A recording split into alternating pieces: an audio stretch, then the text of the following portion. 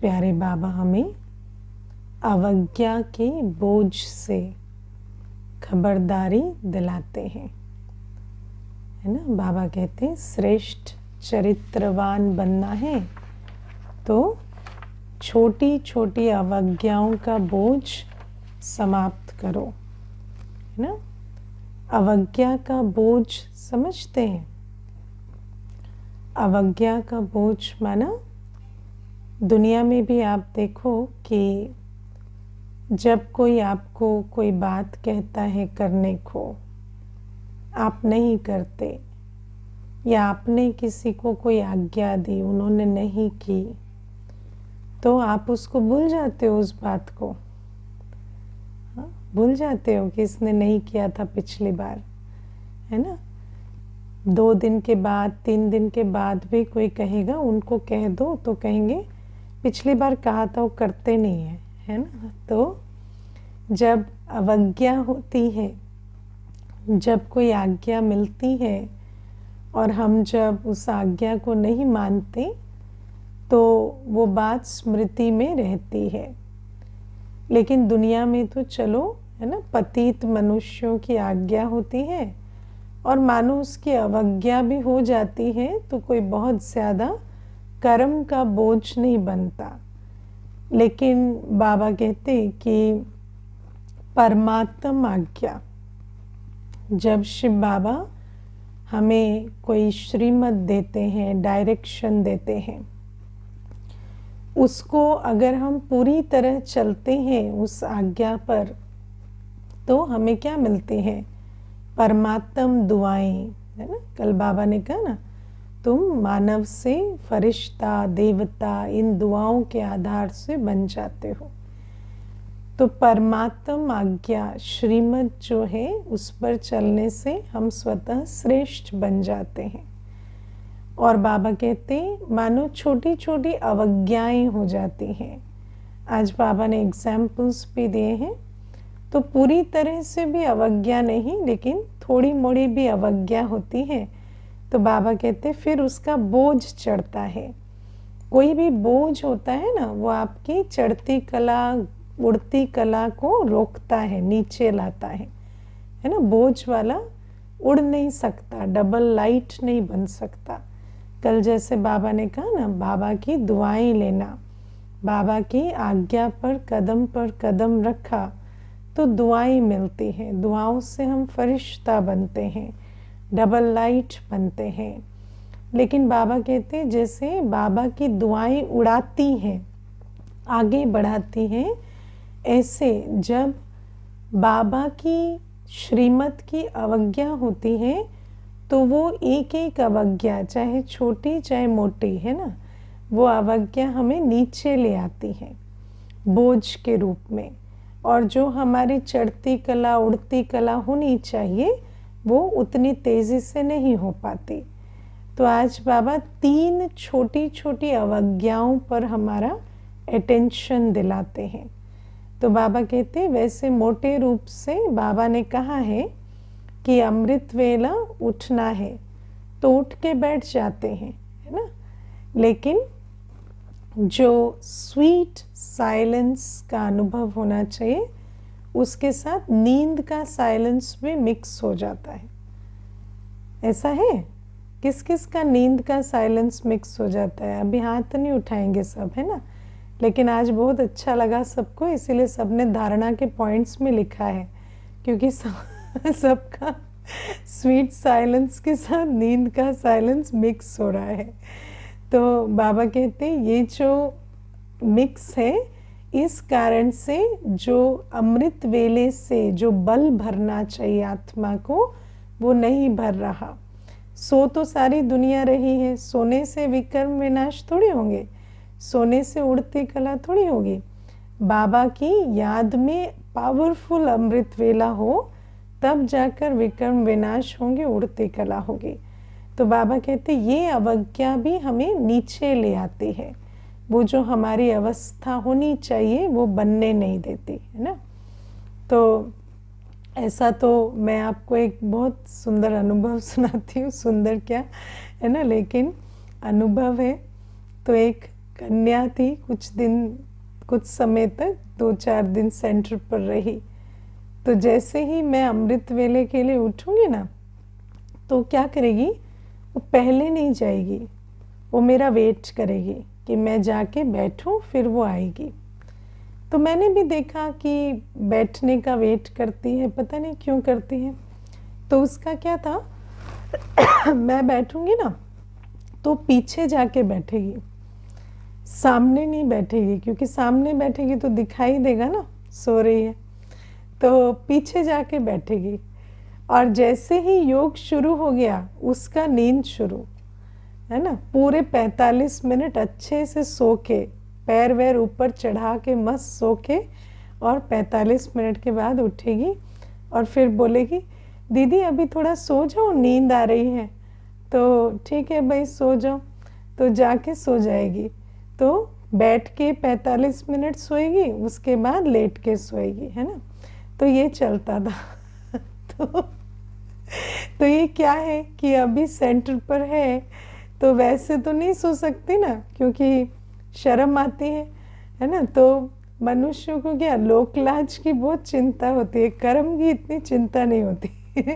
कर्म जो भी हो रहा है बनता रहे, है ना, बोझ चढ़ रहा है चढ़ता रहे, वो किसने देखा है ना। लेकिन खाली सब देख रहे हैं कि उठ के बैठी, उतना बहुत है। तो बाबा कहते हैं ये भी क्या है कि जो करते हो अपने लिए करते हो, है ना। आज हम उठकर बैठते हैं, किसके लिए बैठते हैं, अपने लिए बैठते हैं, समझना है। और अमृत वेला माना इतना ऊंचा समय, इतना श्रेष्ठ समय है वो, जब बाबा कहते मैं वरदानों से स्वयं झोली भरता हूँ, मैं तुम्हारे विकर्म विनाश करता हूँ। तो ऐसे समय पर आत्मा बिल्कुल सचेत होकर बाबा की याद में बुद्धि योग एकाग्र करके बैठे, तब तो जाकर विकर्म विनाश होंगे। तो बाबा कहते ये वाली अवज्ञा जो है ये तुम्हें ऊपर उड़ने या चढ़ने नहीं दे रही। इसको बहुत अटेंशन देना, ये बहुत बड़ी बात है। क्योंकि वैसे तो देखो हमारे पास आज बाबा ने शब्द यूज किया ना, विधि से सिद्धि। बाबा ने हमें जो विधियां दी है ना, वो विधि फुल प्रूफ है। अगर सच में बाबा जैसा बता रहा है, बाबा की श्रीमत अनुसार यदि हम यथार्थ याद में रोज अमृत वेले के समय बैठ रहे हैं, तो निश्चित है हमारे विकर्म विनाश हो जाएंगे। लेकिन क्या होता, कमाई भी कर रहे हैं और घाटा भी कर रहे हैं, है ना। कमाई करना जैसे जमा भी कर रहे हैं और बोझ भी चढ़ा रहे हैं, तो डेबिट क्रेडिट दोनों करते रहते हैं। इसी कारण से हमारी उन्नति नहीं हो पा रही। तो बाबा इसीलिए कहते, बाबा ने जो विधि दी है वो विधि तो बिल्कुल सिद्धि दिलाने वाली है। और बाबा ने क्या कहा है कि यथार्थ शक्तिशाली याद से पूरे 63 जन्म के विकर्म विनाश हो जाएंगे।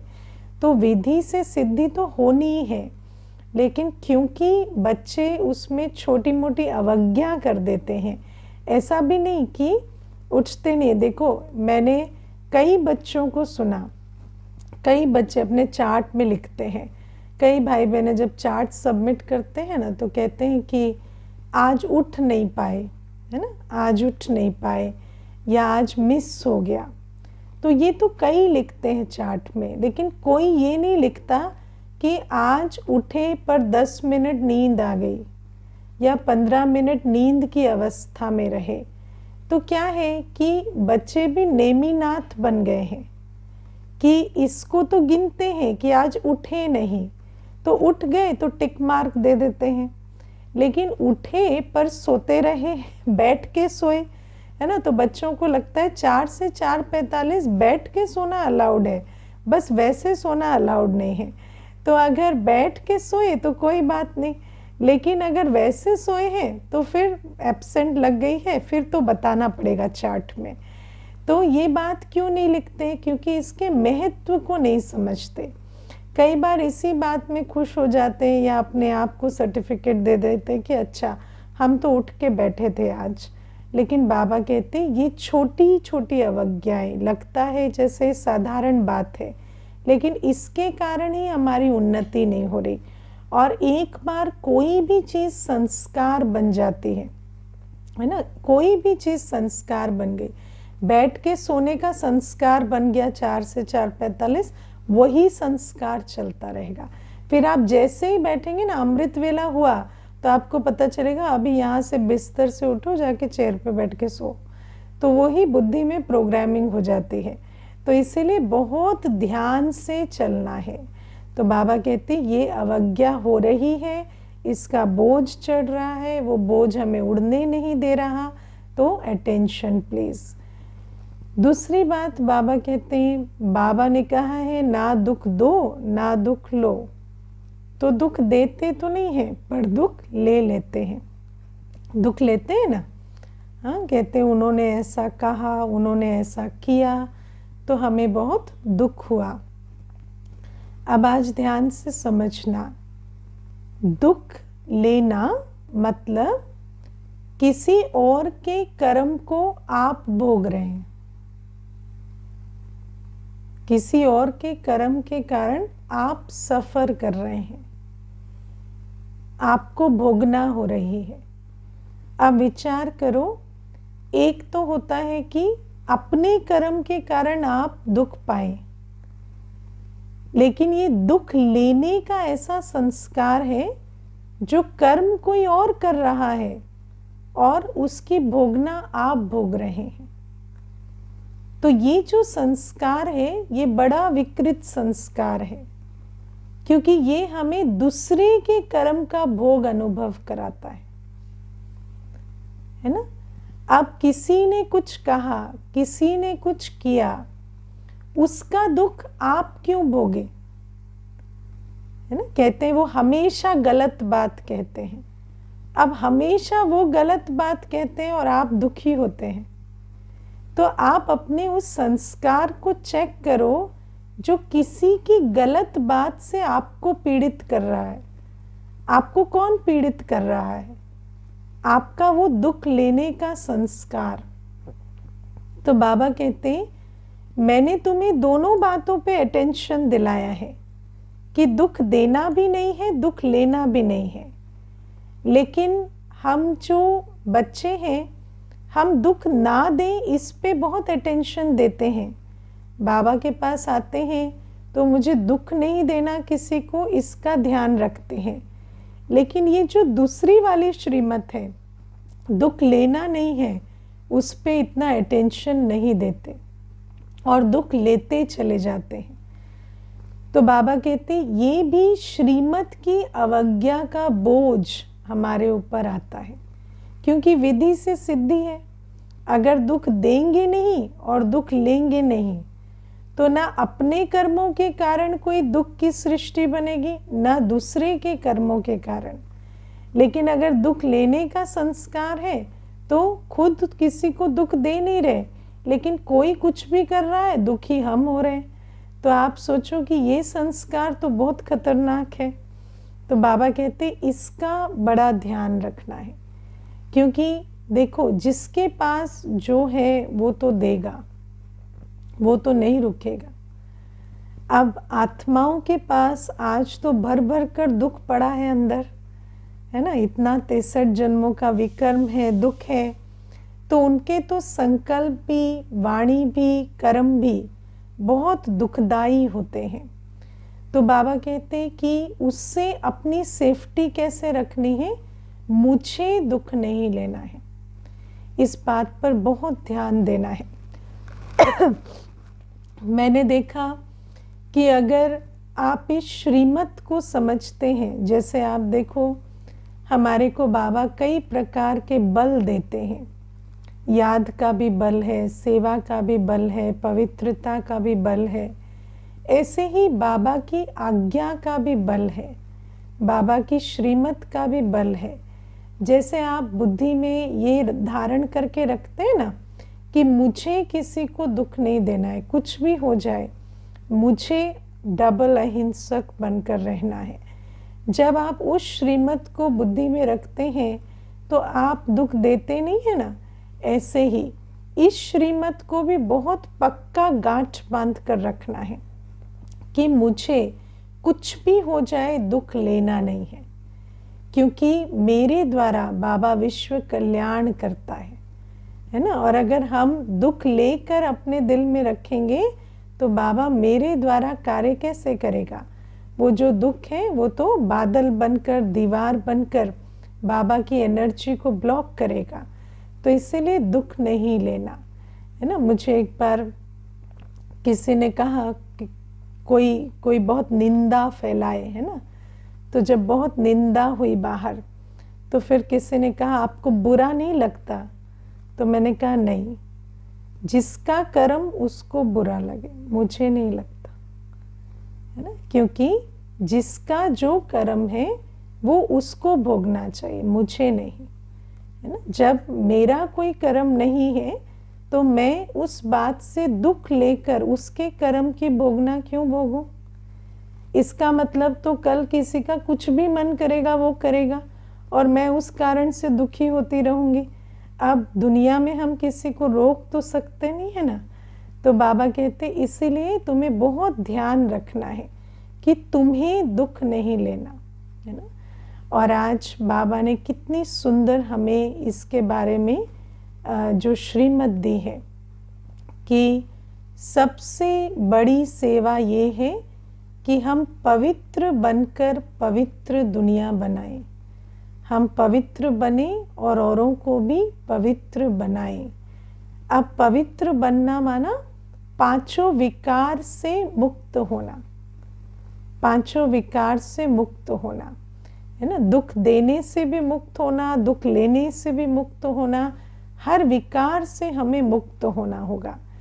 और जब मैं सेवाओं में आई ना, तो मैं हमेशा अपने आप से एक प्रश्न पूछती थी कि मेरा मेन जॉब क्या है ना। मैं ये जो बाबा ने बिठाया है तो मेन कर्तव्य क्या है, क्या करना, क्या करने को बिठाया है। जैसे ऑफिस में बताते हैं ना, ये आपकी जॉब प्रोफाइल है, आपको ये करना है।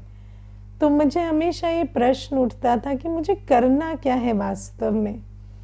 मैंने इस प्रश्न को बहुतों को पूछा, फिर धीरे धीरे मुझे बाबा की मुरलियों से, पढ़ाई से एक बात स्पष्ट हुई कि बाबा क्या चाहता है। बाबा ये चाहता है कि हर ब्राह्मण बच्चा अपने विकारों पर काम करे, है ना, अपने विकारों को छोड़े, परमात्म लाइट और माइट को भरपूर करे अपने अंदर, और उस आधार से वो वायुमंडल बनाए अपने आसपास जिसमें हर आत्मा अपनी पवित्रता की स्टेज को प्राप्त कर सके, है ना।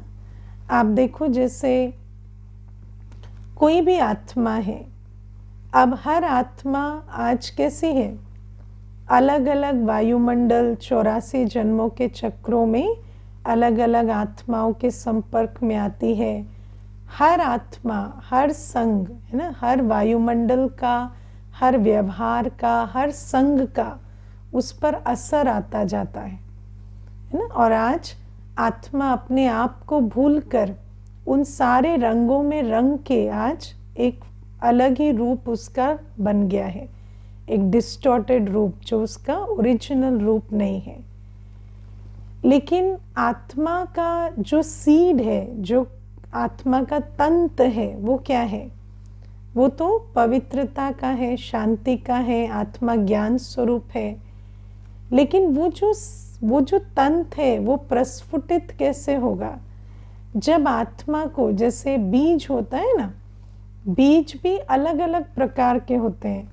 कोई आम का बीज होगा, कोई अमरूद का होगा, कोई और बीज होगा। लेकिन हर बीज को प्रस्फुटित होने के लिए वायुमंडल चाहिए, धरनी चाहिए, है ना। अगर धरनी अच्छी है, फर्टाइल है, तो अमरूद का पेड़ अच्छा निकल आएगा, आम का पेड़ अच्छा निकल आएगा। ऐसा नहीं आप बीज बोएंगे तो अमरूद आम बन जाएगा, नहीं। ऐसे ही हर आत्मा भी जो है अगर आप राइट एनवायरनमेंट क्रिएट करेंगे ना, तो वो अपनी ओरिजिनल स्टेज को प्राप्त कर जाएगी, है ना।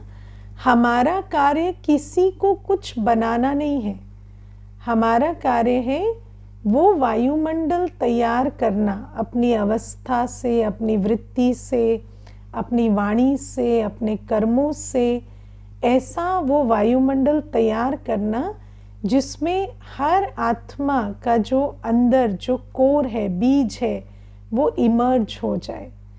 तो बाबा कहते हैं ऐसी जो पवित्र बनने वाली आत्माएं होती श्रीमत पर, और श्रीमत तो टोटल माननी पड़ेगी ना, अगर अवज्ञा करेंगे तो अवज्ञा का बोझ चढ़ेगा, तो हम फिर इतने बड़े कार्य के, बाबा कहते सबसे बड़ी सेवा है ये, तो इतनी बड़ी सेवा के हम निमित्त कैसे बनेंगे अगर हम अवज्ञाओं का बोझ हम पर चढ़ेगा।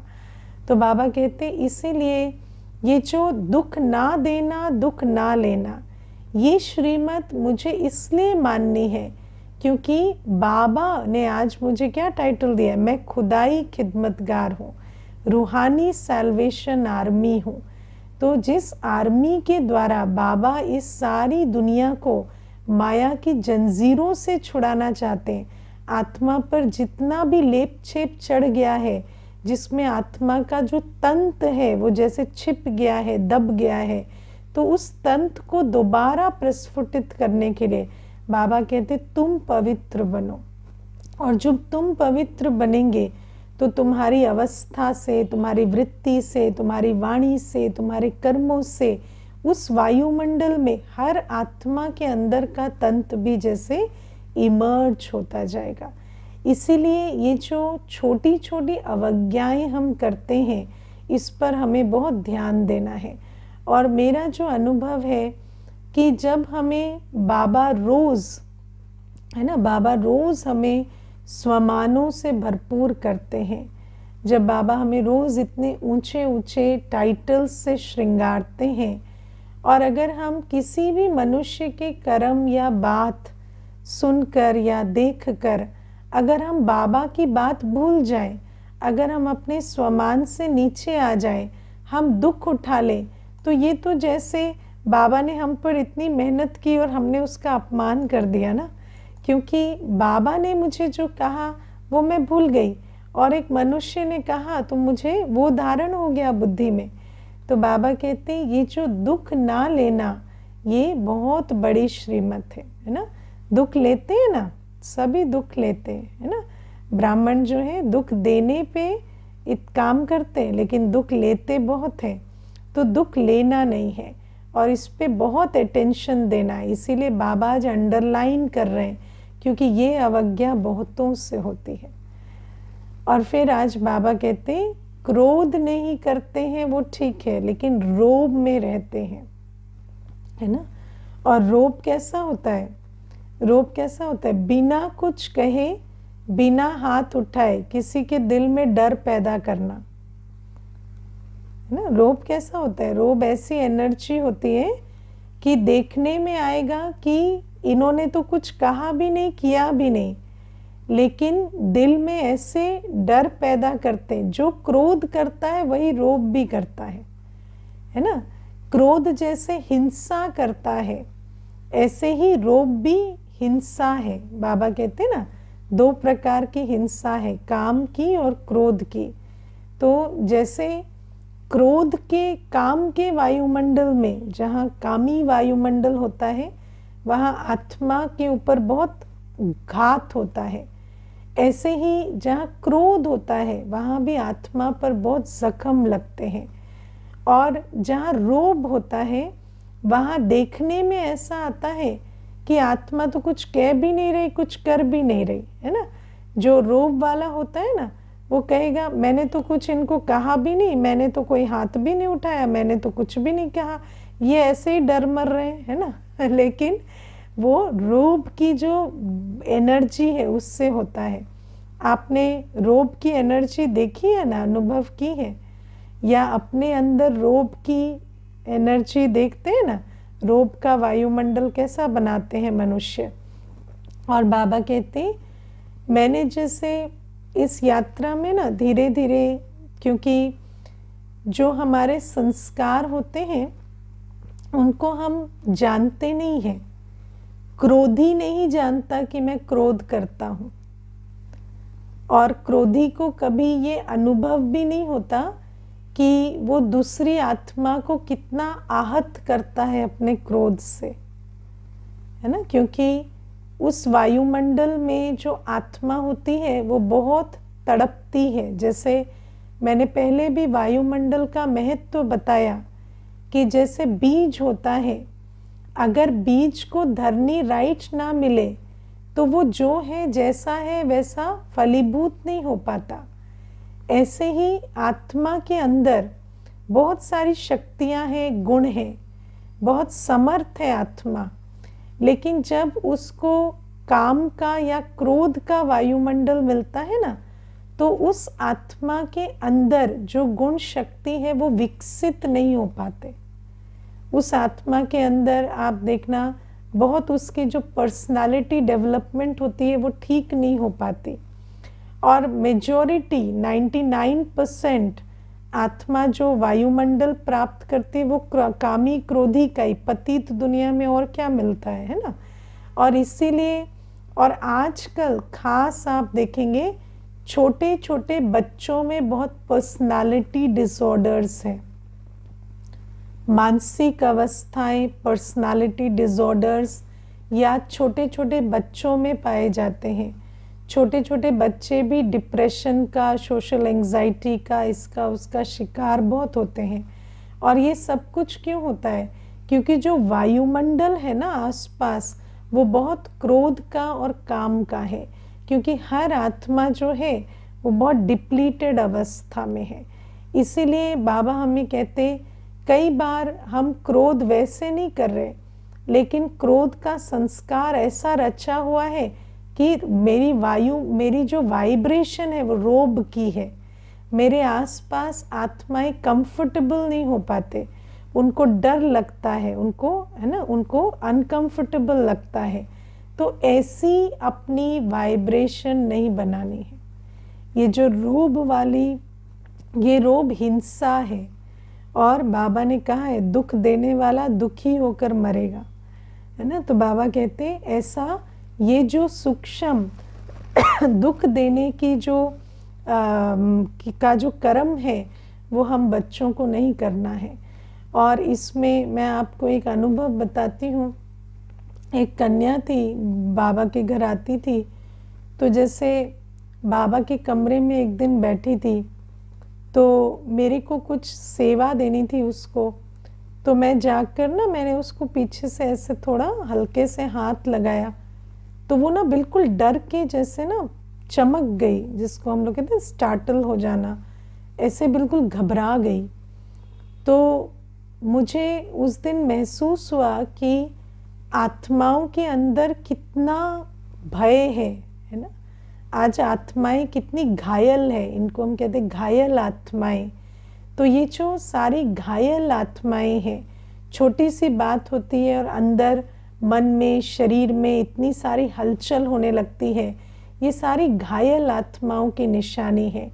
तो बाबा कहते हैं ये जो घायल आत्मा होती है कैसे होती है? वही काम क्रोध की हिंसा। और जितना हर आत्मा के अंदर काम क्रोध है, उस वायुमंडल में सामने वाली आत्मा भी घायल होती जाती है। इसीलिए बाबा कहते क्रोध भले कह कर नहीं कर रहे, पर वो जो रोब की वाइब्रेशन रखते हैं वो भी हिंसा है। उस कारण से बहुत पाप का खाता बनता है और हमारी जो उड़ती कला, चढ़ती कला होनी चाहिए वो नहीं हो रही। तो ये 3 बातों पर हमें बहुत अटेंशन देना है, ये आज बाबा ने अंडरलाइन कराई है। और प्यारे बाबा आज हमें कहते हैं कि मरने के समय कहते हैं भगवान को याद करो, तो भगवान क्या करेगा? हाँ, बाबा कहते हैं किसी को मरने के समय कह देते हैं भगवान को याद करो, तो भगवान क्या करेगा, है ना। और कहते हैं कि जब शरीर छोड़ा तो कहेंगे कि स्वर्गवासी हो गया। लेकिन बाबा आज कहते हैं बाबा की याद में तन शरीर छोड़ेंगे तो अंत मते सोगति होगी, और हम बैकुंठवासी बनेंगे।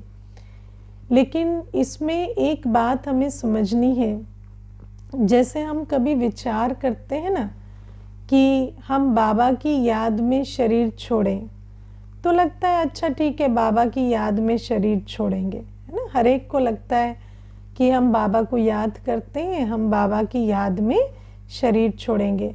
हम तो रोज़ 2 घंटे 3 घंटे याद करते हैं, या कोई 2 मिनट भी करता है या 2 सेकंड भी करता है, तो वो बच्चा सोचता है कि हाँ ठीक है, अंत में हम बाबा को याद करके शरीर छोड़ लेंगे। लेकिन मैं आपको इस अंतमति सोगति का थोड़ा रहस्य समझा देती। जब आत्मा शरीर से न्यारी होने का समय आता है ना, तो ये जो शरीर है, ब्रेन है, ये सब धोखा देने लगते हैं। उस समय पर जो आपने प्लान किया है, जो आपने सोचा है, वैसा नहीं होगा। आपको अंत में उसकी याद रहेगी जिसकी याद दिल में जिगरी बैठी है। उस समय हम याद कर नहीं सकेंगे। अगर हम आज बाबा को याद करते हैं तो उस समय हम कर नहीं सकेंगे, क्योंकि उस समय करने की हालत नहीं होती। अगर हमें बाबा की याद रहती है, स्वतः सताती है ना, याद आती है, सताती है, हम उस अवस्था में हैं, तो वो याद उस समय इमर्ज होगी। कभी कभी हम इन बातों को बाबा की सुनते हैं कि हमें अंत घड़ी बाबा की याद में शरीर छोड़ना है, लेकिन हम जान नहीं पाते। हमें लगता है हाँ क्या बड़ी बात है, अंत में याद कर लेंगे, शिव बाबा कह के शरीर छोड़ देंगे। लेकिन ऐसा नहीं होगा। मैं आपको अपना एक अनुभव सुनाती हूँ। एक भाई हैं, तो अभी तो उन्होंने शरीर छोड़ दिया, तो जब उनका ब्रेन फेलियर होने लगा, है ना, बुजुर्ग अवस्था थी, तबीयत खराब होने लगी, ब्रेन फेल होने लगा, तो उनकी युगल मुझे बताती थी कि दीदी बच्चों को भी पहचानते नहीं, मुझे थोड़ा थोड़ा पहचानते हैं, बच्चों को तो बिल्कुल पहचानते भी नहीं है ना। एक बार तो बेटा आया तो पूछते हैं ये कौन है। और सिर्फ जो इनके 2 छोटे भाई हैं जो गांव में रहते हैं, उनसे इनका बहुत प्यार था, लेकिन ये शहर आ गए, वो वहीं रहे। तो इनके दिल में हमेशा, मैं हमेशा जीवन में देखती थी, ये कुछ कहते नहीं थे, लेकिन अंदर ही अंदर ना जैसे उनको मिस करते थे। तो अभी जब से इनकी तबीयत ठीक नहीं है, तो ये सिर्फ उन दोनों को याद करते हैं, सारे दिन उन दोनों का ही नाम लेते हैं, उन दोनों के नाम से कहते पानी ले आओ, है ना। मानो महेश नाम है भाई का, तो कहेंगे महेश पानी ले आओ। अब महेश है नहीं वहाँ, वो दोनों भाई वहाँ नहीं है, लेकिन कहते कि सारे दिन उन्हीं का ही नाम लेते हैं, मुझे थोड़ा बहुत पहचानते हैं, बच्चों को भी भूल चुके हैं। तो आप सोचो कि आत्मा की जो स्मृतियाँ होती हैं वो कैसी होती हैं। जैसे जैसे कॉन्शियस माइंड फेल होने लगता है, तो जो पूरा सबकॉन्शियस, डीप सबकॉन्शियस है ना, वो टेक ओवर कर जाता है। और उस समय पर जब शरीर छूटता है ना, तो आपका कॉन्शियस माइंड और काम नहीं करता। उस समय वो जो सबकॉन्शियस है, जो अंदर है, डीप है ना, वही इमर्ज होता है। तो इसीलिए अंतमते सोगति का जो पुरुषार्थ है वो ऐसा नहीं है कि हाँ चलो, है ना। जैसे कई बार वो कहानी सुनाती हूँ कि एक बुजुर्ग भाई था, मतलब पहले तो बुजुर्ग नहीं था, पहले तो है ना भाई ही था। तो उसके दिल में आया, ये कहानी है भक्ति की, कि उसके दिल में आया कि अंत में भगवान का नाम लेना चाहिए। तो अब क्या है, बच्चों से ही प्यार होता है सबसे ज़्यादा, तो मैं अपने बच्चों का नाम ही ना देवी देवताओं पर रख देता हूँ। तो किसी का श्री कृष्ण, किसी का नारायण, किसी का शंकर, किसी का कुछ रख दिया। अब क्या हुआ कि सोचा कि अंत में तो अब बच्चों को तो बुलाऊंगा ना, तो भगवान का नाम लिया जाएगा। तो उसने अंत घड़ी जब आई तो बोला हरे कृष्ण, हरे नारायण, हरे विष्णु कहाँ गए, तो सब आके खड़े हो गए। तो फिर सब खड़े हो गए तो कहते हैं अरे सारे यहाँ खड़े हो गए, आके दुकान खुली पड़ी है ना, और शरीर छोड़ गया। क्योंकि आत्मा जो है वो तो सारे टाइम धंधा दौरी के पीछे पड़ी रही, तो अंत में भी उसको याद आया अरे ये सारे आके खड़े हो गए तो दुकान खुली पड़ी है, तो दुकान में कुछ ना हो जाए। तो अंत घड़ी क्या याद आया, दुकान ही याद आई ना। तो बाबा कहते हैं ऐसे ही जो अंत होता है ना, अंत का पुरुषार्थ बहुत गहरा पुरुषार्थ है। अंतमति सोगति ऐसे ही नहीं होगी कि बस सोच लिया अंत में बाबा को याद करेंगे तो बाबा याद आ जाएगा, ऐसा नहीं है। तो इन सारी बातों को अटेंशन देना है। ओम शांति।